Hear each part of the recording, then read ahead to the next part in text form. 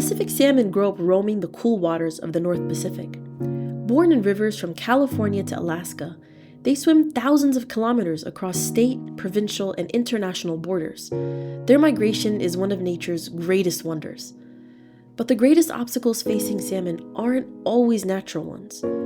Decades ago, Canada and the United States signed the Pacific Salmon Treaty, a co-management agreement meant to prevent overfishing, share knowledge, and ensure each country receives its fair share of the fish returning home. 40 years later, we're managing harvests in steep decline, racing against time to save the fraying threads of our wild steelhead and salmon heritage. And yet, the treaty still allows major interception fisheries to target migrating Pacific Northwest salmon.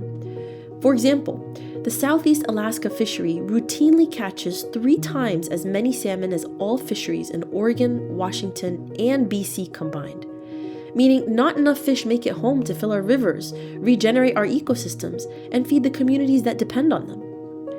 There's another crisis the treaty ignores.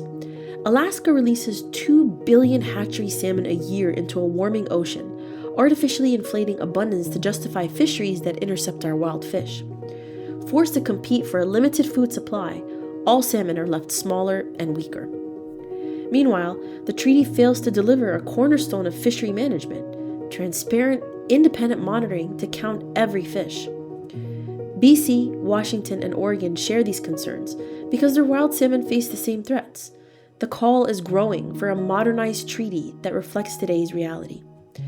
A fair treaty would move fisheries out of migration corridors, incentivize selective harvest, stop hatchery overproduction, and ensure every fish caught is actually counted.